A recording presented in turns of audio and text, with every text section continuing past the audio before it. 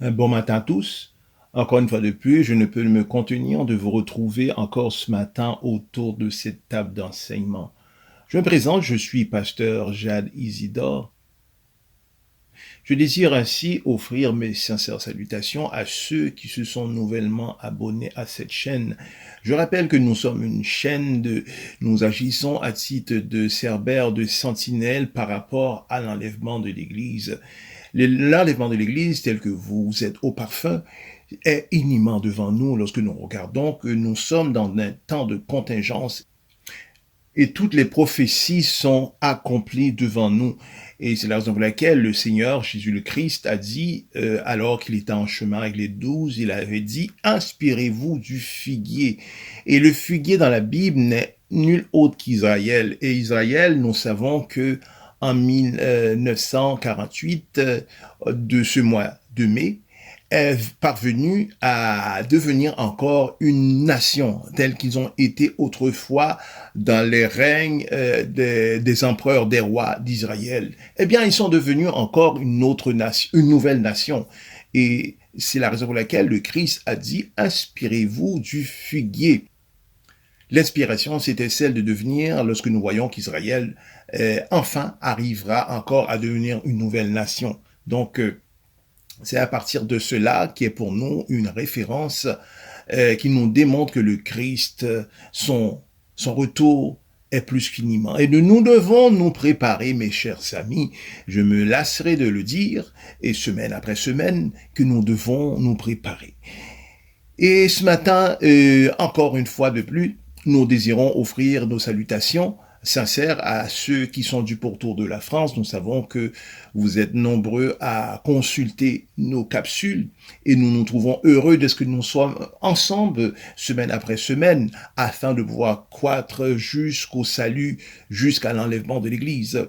J'offre ainsi mes sincères salutations à ceux qui ainsi consultent nos capsules du pourtour de la Côte d'Ivoire et nous invitons de nous communiquer au travers des commentaires de par où que vous nous suivez et cela nous fera un grand plaisir. N'oubliez pas non plus de liker les vidéos, cela nous donne, nous propulse, nous motive afin de pouvoir nous investir davantage et vous offrir plus de contenu.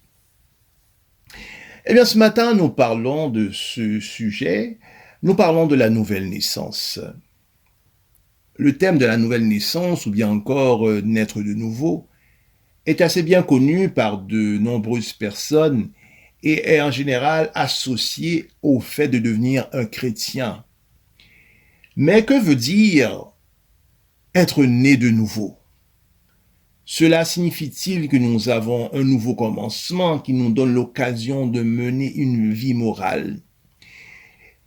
Si cela est le cas, est-ce qu'une personne qui est en soi déjà bonne, droite, et qui manifeste un comportement éthique aurait besoin de naître de nouveau? Telle est la question que nous nous formulons ce matin. Eh bien, par ce biais, nous examinerons ce que la Bible dit au sujet de la nouvelle naissance. Examinons l'histoire de Nicodème dans Jean 3. Nicodème est un homme moral, très respecté dans sa communauté. Il va à Jésus une nuit, en privé. Il lui déclara ces termes, « Rabbi, nous savons que tu es venu de Dieu comme un enseignant. » Lors de cette rencontre nocturne, Nicodème aurait peut-être voulu que Jésus lui enseigne à s'améliorer plus encore pour qu'il devienne parfait. Or, juste avant que Nicodème ait pu avancer quelque chose, Jésus lui dit, et selon Jean 3, en vérité, je te le dis, c'est un homme de né de nouveau, il ne peut rentrer dans le royaume de Dieu. » Alors cette parole va surprendre Nicodème, car il était un homme moral qui semble ne pas avoir de grands reproches. Cela aussi pourrait nous surprendre, en particulier si nous pensons que seulement que ceux qui sont clairement immoraux ou bien encore amoraux ont besoin de naître de nouveau. Ce n'est pas seulement les personnes coupables ou bien encore immorales qui ont besoin d'être nés de nouveau, ou bien encore être régénérés. Il est que chaque être humain doit naître de nouveau afin de recevoir la vie divine et éternelle de Dieu. Peu importe à quel point que nous sommes nobles, nous sommes bons ou bien encore droits, si nous ne sommes pas nés de nouveau, nous n'avons seulement que la vie humaine en nous, sans avoir la vie de Dieu qui est cette vie éternelle. Or, Dieu veut que nous ayons cette vie. C'est dans ce but que nous avons été matérialisés, dans ce but que nous avons été créés. Alors la question qui se veut, alors comment pouvons-nous obtenir la vie éternelle de Dieu? Le Seigneur Jésus le Christ déclara que nous devons naître de nouveau, à savoir naître spirituellement de la vie de Dieu. Comment qu'un homme tel que Nicodème, un homme à la fois moral et respectable, qui comporte un profil honorable, avait-il le besoin de naître de nouveau? Voyez-vous, quand un bébé naît, il naît de ses parents avec une vie humaine. Être régénéré ou bien encore être né de nouveau signifie simplement que nous sommes nés de Dieu avec la vie de Dieu. Et si nous considérons Jean 3,6, Jésus expliqua à Nicodème comment cela pouvait arriver. Jésus s'exprima en ces termes disant « Ce qui est chair, et ce qui est esprit est esprit ». Le premier esprit de ce péricope est mentionné ici, est l'esprit humain, et le second esprit est l'esprit divin, le Saint-Esprit de Dieu, et l'esprit généré de l'homme. La génération s'accomplit dans l'esprit humain par le Saint-Esprit de Dieu avec la vie de Dieu. Ainsi, être régénéré, c'est avoir la vie éternelle et la vie divine. Quand nous parlons d'être régénéré, c'est un mot que nous interchangeons pour l'expression d'être né de nouveau, qu'il est d'être régénéré ou bien encore être né de nouveau. Nous parlons du même animal. Alors, et voyez-vous, quand nous venons dans ce monde au travers du sang de notre mère, nous venons avec un esprit qui ne connaît pas Dieu. Cet esprit ne connaît pas Dieu parce que nous venons dans ce monde et compte tenu que nous n'avons pas de nos lèvres confesser le Christ, c'est-à-dire de croire en Christ premièrement, en second terme de confesser nos péchés et en troisième lieu, ainsi, d'accepter le Christ tel que notre Sauveur, notre Seigneur. Alors, notre esprit est un esprit errant ou bien encore volatile. Notre esprit, ainsi, alors qu'elle est volatile, vient à être abusé par les esprits impurs. Et ces esprits impurs, ainsi, ils communiquent à notre esprit des immoralités, c'est-à-dire il peut communiquer à notre esprit le mensonge, le vol, la pornographie, la violence, la rancune, les adultères et les excès de table, toutes sortes de choses. C'est les esprits impurs, alors que notre esprit est volatile, c'est ainsi qu'il vient communiquer cela à notre esprit. Et nous savons que les choses spirituelles, c'est par l'esprit, c'est en esprit que nous recevons les choses spirituelles. Et lorsqu'il est question des choses spirituelles, cela ne veut pas simplement dire, lorsqu'il est question de choses spirituelles, qu'il est question de choses de Dieu. Et Satan ainsi est spirituel, parce que Satan est ainsi esprit. Donc, les choses spirituelles nous sont communiquées qu'il est de Dieu, mais de Satan aussi. Alors, ces esprits impurs viennent ainsi à communiquer toutes ces immoralités au travers de notre esprit, parce que c'est par l'esprit que nous communiquons. Donc, l'esprit communique, l'esprit de l'homme, si vous voulez, communique avec le spirituel. Et l'âme de l'homme connecte avec l'environnement qui est autour de lui. Il communique par les 5 sens. Nous parlons de la vue, le toucher, l'odorat, etc. Et ainsi le corps maintenant est un récepteur des choses que l'âme lui vint à lui communiquer. Donc c'est par l'esprit que nous communiquons, que nous pouvons rentrer par l'esprit de l'homme, par l'esprit humain, que nous arrivons à communiquer avec les choses spirituelles. C'est ainsi que, au moment que nous naissons, eh bien, nous avons cet esprit volatile qui ne connaît point Dieu. Et cet esprit est ainsi, tel que évoqué un peu avant, vient à être piétiné par les esprits impurs.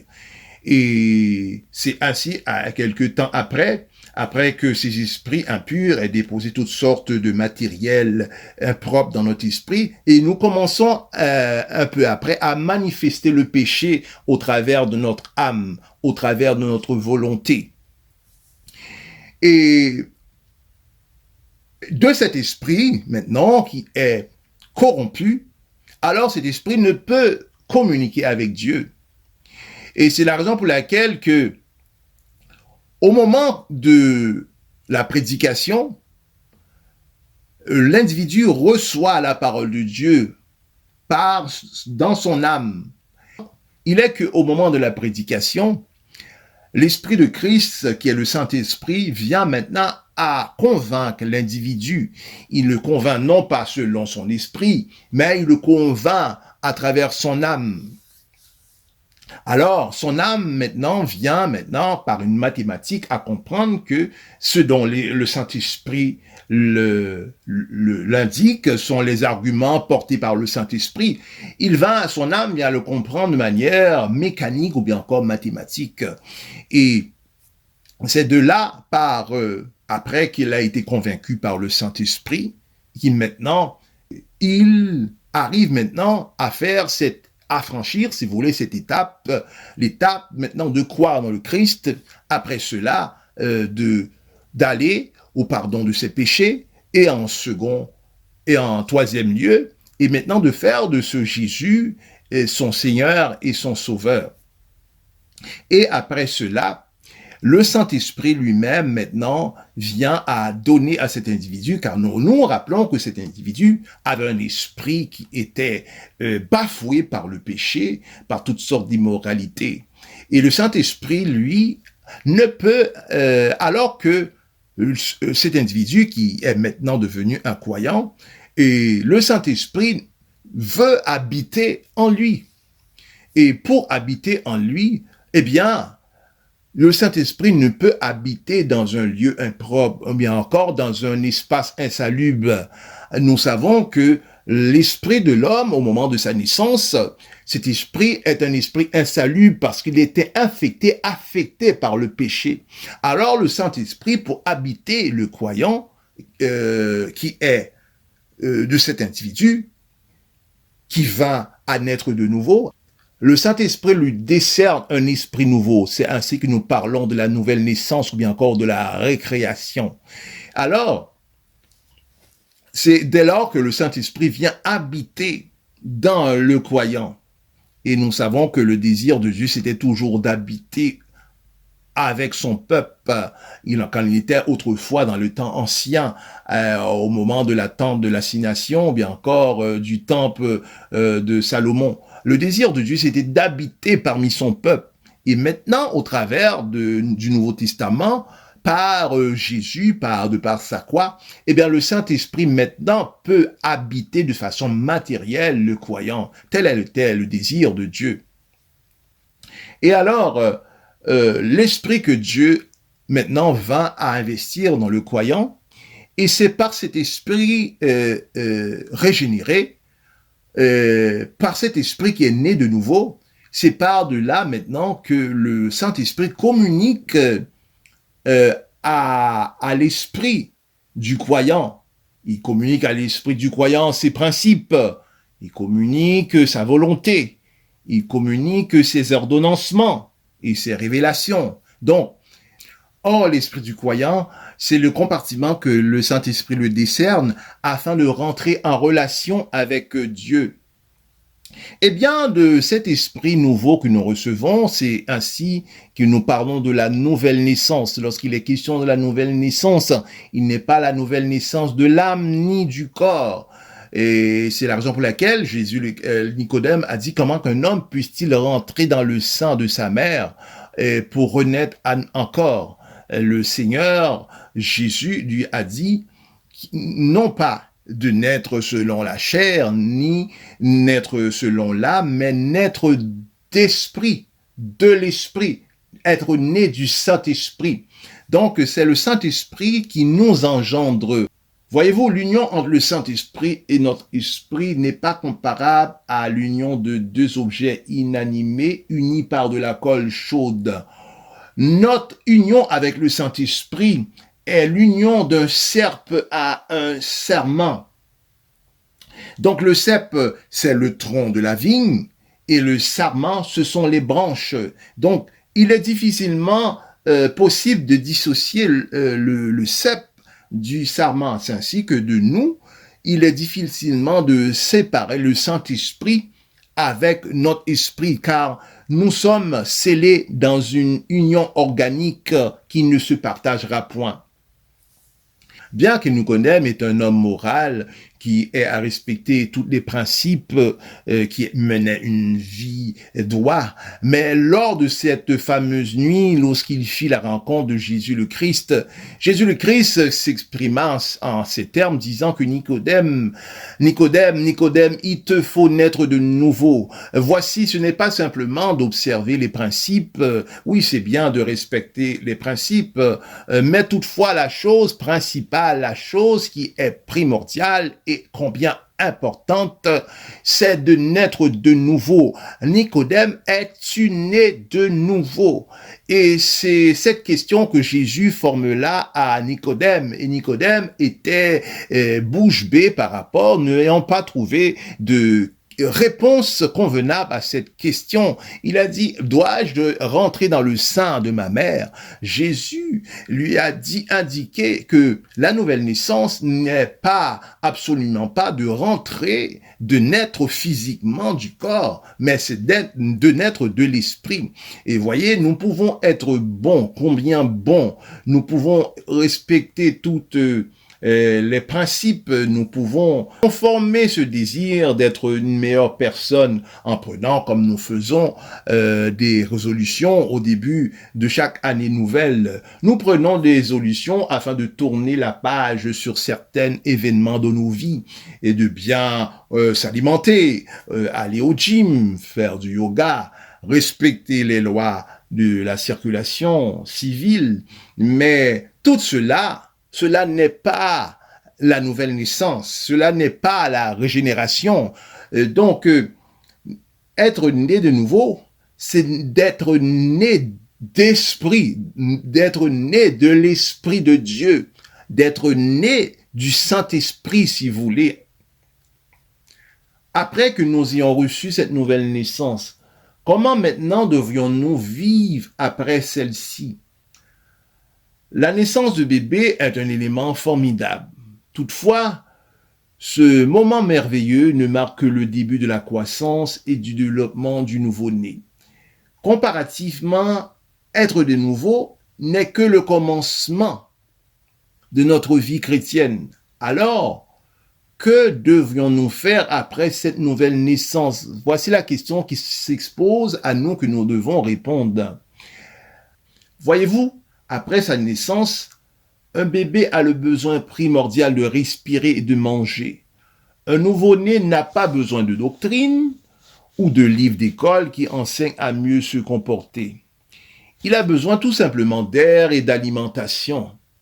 Alors il grandira sans aucun effort ni difficulté. Le besoin du bébé n'est que de respirer ou bien encore de manger. Après cela, il grandit et passe par toutes les étapes de la vie jusqu'à l'âge adulte.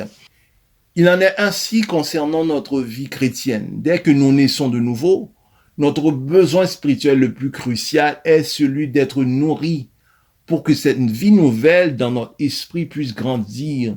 Nous pouvons faire cela en priant, en invoquant le nom du Seigneur et en passant du temps dans la parole de Dieu.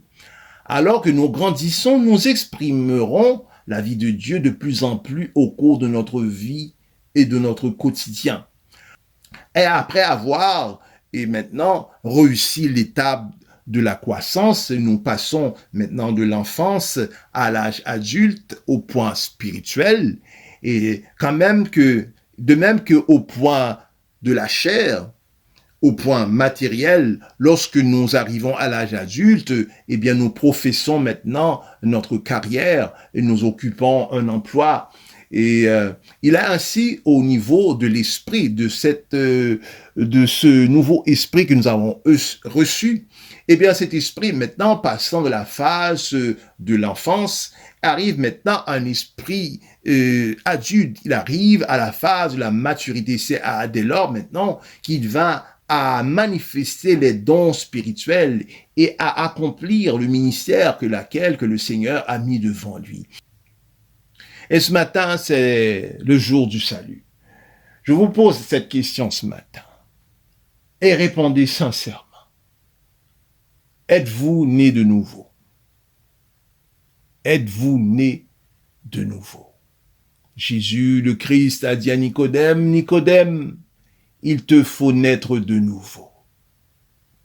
Eh bien, ce matin, si vous n'avez pas passé encore par le processus de cette vie nouvelle, de cette vie régénérée, tel que nous avons évoqué un peu avant, le processus de la nouvelle naissance ou bien encore de naître de nouveau, ce n'est pas être de bons gens, ce n'est pas de vivre selon simplement à l'observance des principes humains, d'être irréprochable tel qu'a été Nicodème aux yeux des autres.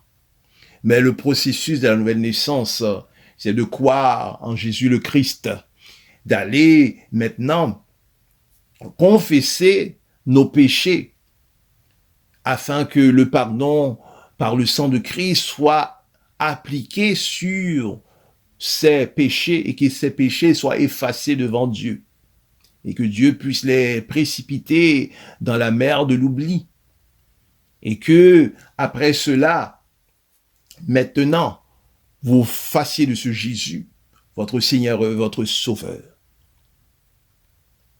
Êtes-vous né de nouveau? Êtes-vous né de nouveau? Eh bien, si vous ne pouvez pas répondre à cette question, je vous invite à faire cette prière avec moi. Père des cieux, nous te rendons gloire, nous t'exaltons. À toi seul soit la gloire, la louange. Éternel des armées, je viens devant toi avec mes péchés nombreux, avec mes iniquités, avec, Éternel, des armées mes écarts, avec toutes sortes de choses, Éternel, des armées que j'ai su faire, qui a su t'irriter. Pardonne, Éternel, des armées. Pardonne et j'évoque le sang de Christ, afin que mes péchés, Éternel, des armées, soient effacés. Tu as dit dans ta parole, si nous confessons nos péchés, tu es fidèle et juste pour nous en pardonner. Et en ce matin, je reçois dans mon âme, par ma pleine et entière volonté, Jésus le Christ. Je reçois le Saint-Esprit pour habiter dans mon esprit, afin que, avec lui, que je sois un. Béni sois-tu, Père très saint. Merci pour cette nouvelle naissance, reçue par la foi en Jésus. C'est ainsi que je te prie, au nom puissant de Jésus-Christ. À lui seul soit la gloire, éternité en éternité. Amen.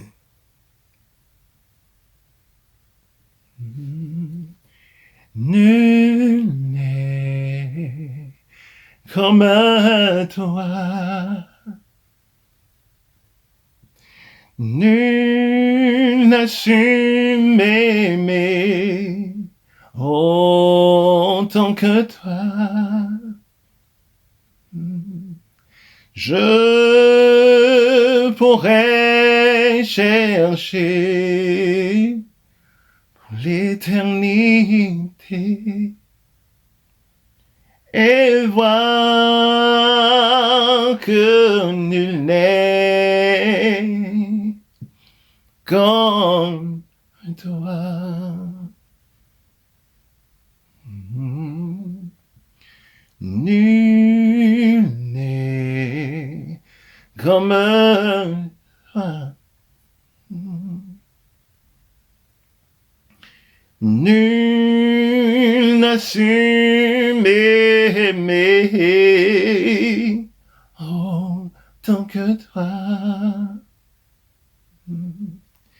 Je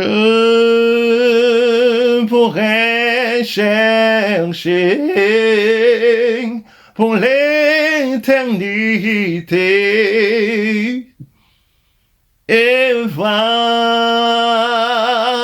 que nul n'est comme toi. Nul n'est comme toi. Nul n'a su m'aimer autant que toi. Je pourrais chercher pour l'éternité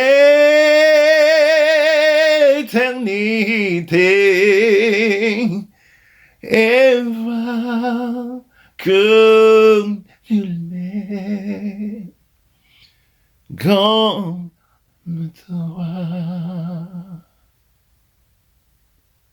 Et voir que nul n'est comme toi.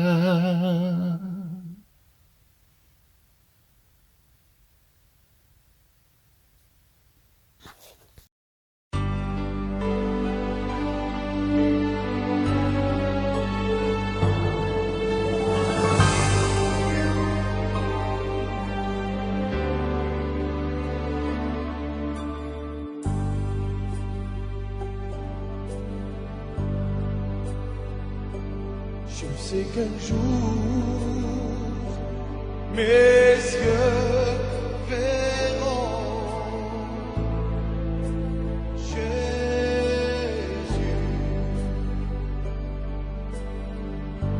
Je sais qu'un jour, mes yeux verront Jésus.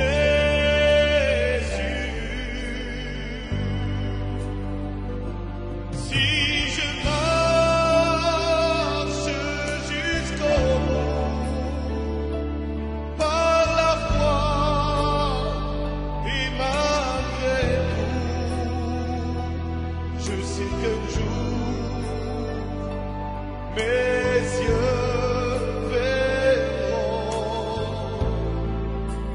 Jésus.